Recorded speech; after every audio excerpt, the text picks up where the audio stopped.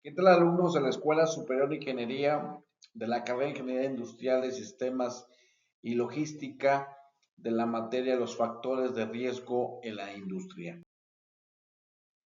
Bueno, en la sesión anterior vimos y cerramos pues la semana número 4, que hablamos sobre los temas de las etapas de un análisis de riesgo, cuáles son las metodologías que se pueden usar de acuerdo a un proyecto, de acuerdo a alguna actividad ordinaria o extraordinaria, el plan de gestión o la administración de riesgos, así como también las auditorías, como vemos en la siguiente diapositiva.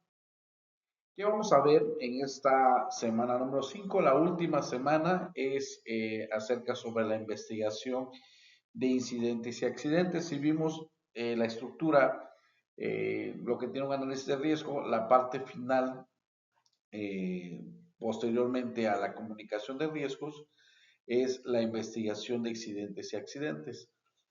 Vamos a ver cuál es el objetivo de la investigación de incidentes y accidentes, cuáles son las etapas de la investigación y tanto también cuáles serían las diferentes etapas cuando se presentaría un accidente menor, una mayor y cómo se tiene que atender.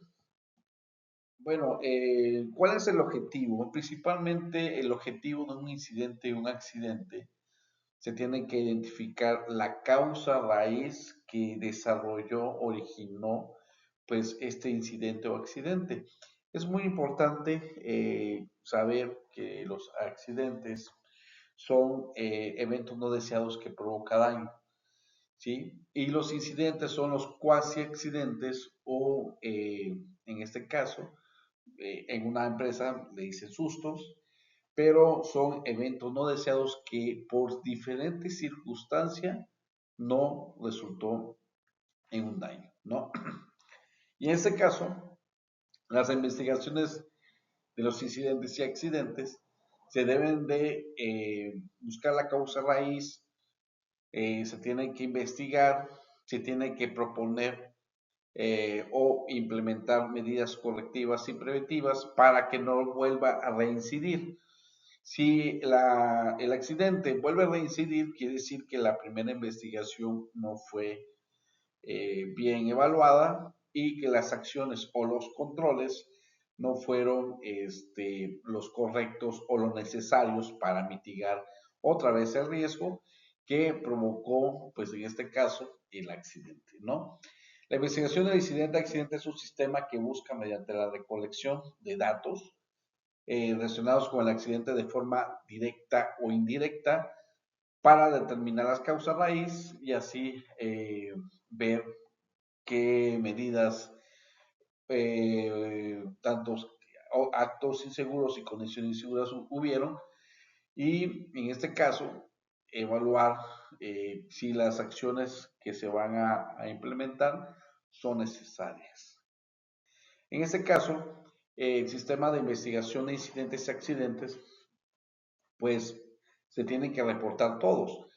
Todos incidentes, aunque no pasó a un daño, fueron sustos, como lo dije con antelación, fueron nada más, es un evento no deseado que no provoca daño, que fue un susto, que por poco iba a ocasionar un daño, que puede ser un daño, y ya vimos las definiciones, un daño al proceso, un daño a los temas de la propiedad, daños a la integridad física del trabajador o una enfermedad.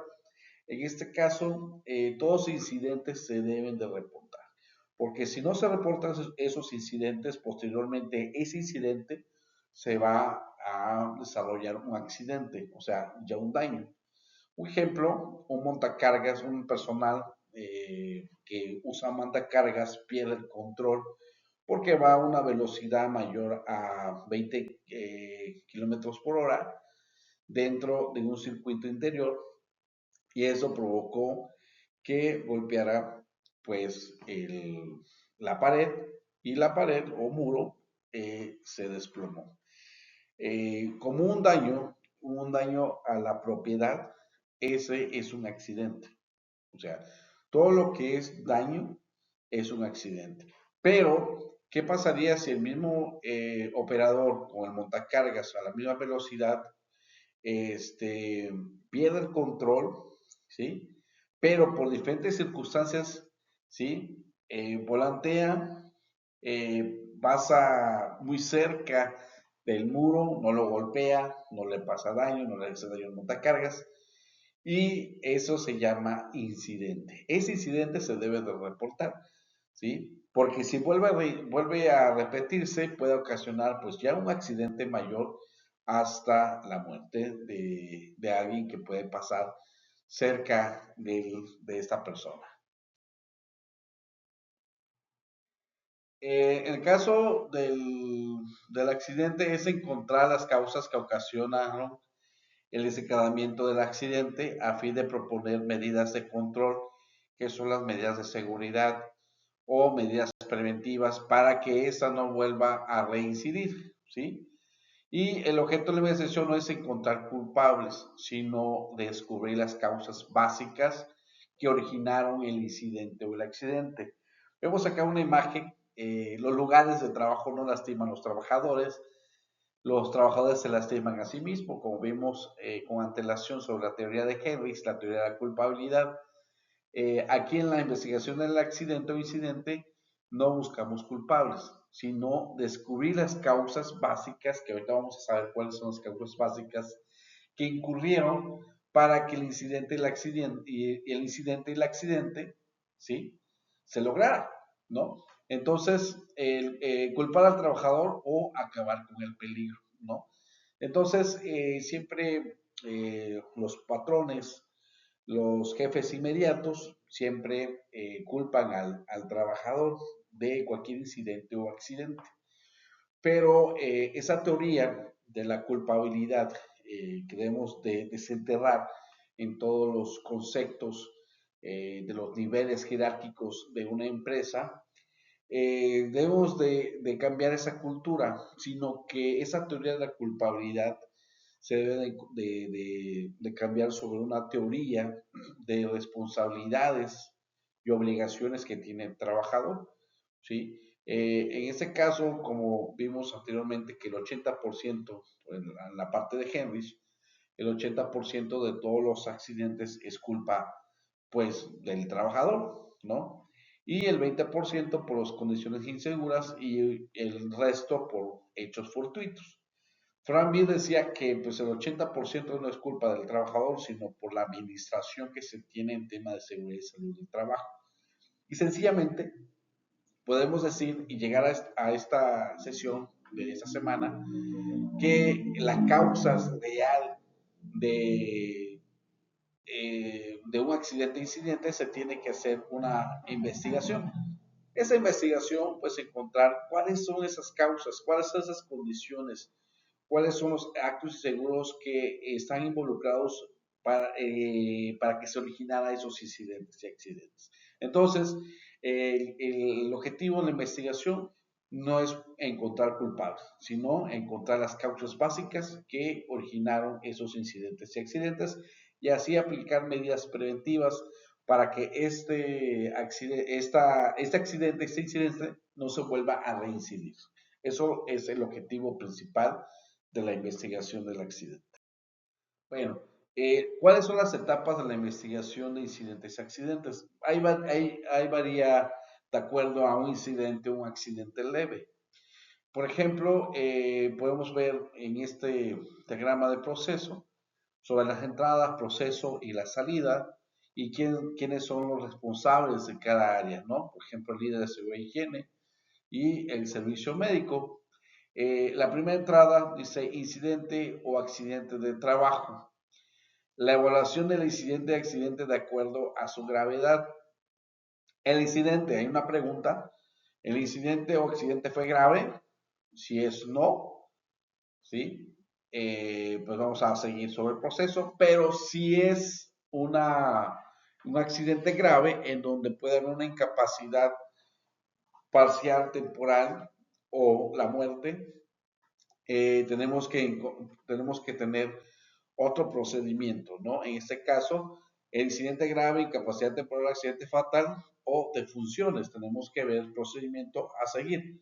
En este caso, que el incidente o accidente no fue grave, fue un accidente leve o un incidente leve, el accidente leve sin incapacidad temporal, pues vamos a tener que prestar los primeros auxilios y la evaluación médica. En este caso, si en el centro de trabajo tenemos un servicio médico, pues se tiene que hacer una evaluación médica y vemos la salida sobre el seguimiento médico y posteriormente dar de alta e inicia su actividad normal. Ese es el proceso, digamos, que se prestan los servicios, primeros auxilios por un servicio médico. Si el médico dice está en buenas condiciones, no pasa nada, fue una lesión leve, entonces hay un seguimiento médico y se da de alta, inicial a su actividad normal. Bueno, ¿qué pasa si en otra forma que el responsable del área da aviso inicial del incidente o accidente al SANEP y a su jefe inmediato? Es una plataforma que tiene esta empresa para dar aviso inicialmente y es muy importante contar con toda la información. Se tienen 24 horas para poder atender una investigación del accidente. Pero es muy importante, ¿qué pasa si el accidente o incidente pasó en la noche o en la madrugada? Podemos tener una estadística de cuántos accidentes e incidentes hubieron y esos incidentes e accidentes siempre se reflejan en la noche y en la madrugada. ¿Qué está pasando en esos turnos?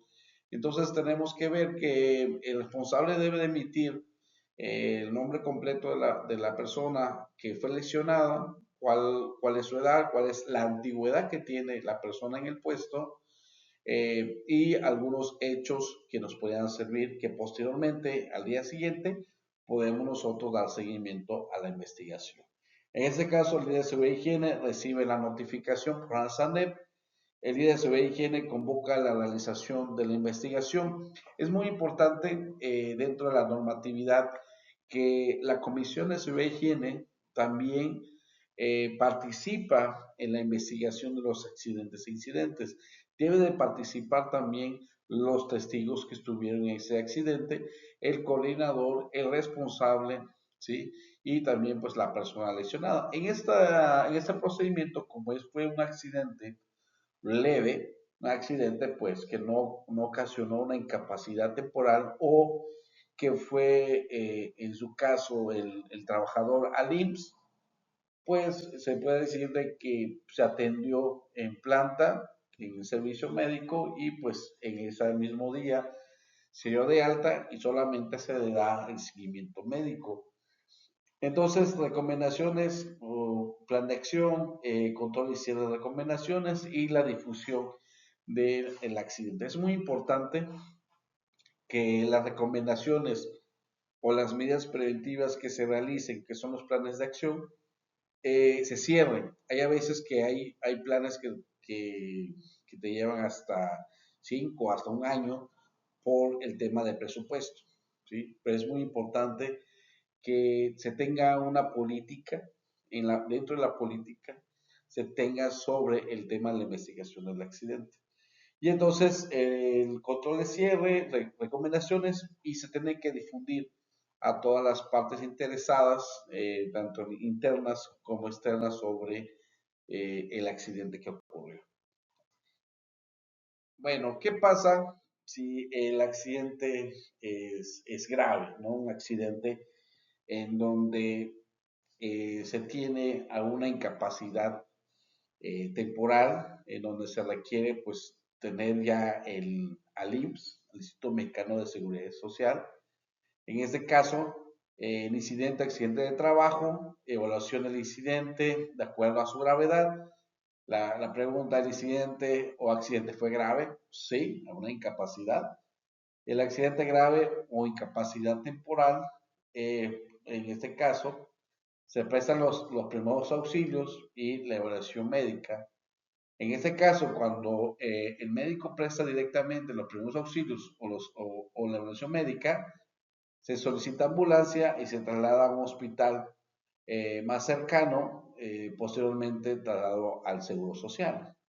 El IMSS pedirá el formato ST7. El trabajador o un familiar debe acudir a un lugar de trabajo para completar el formato ST7 en base de la investigación del accidente. Lo sella y la firma el representante legal de la empresa. El colaborador o un familiar regresará al IMSS, la ventanilla de salud en el trabajo para calificación del formato ST7 con base en la información complementada por la empresa.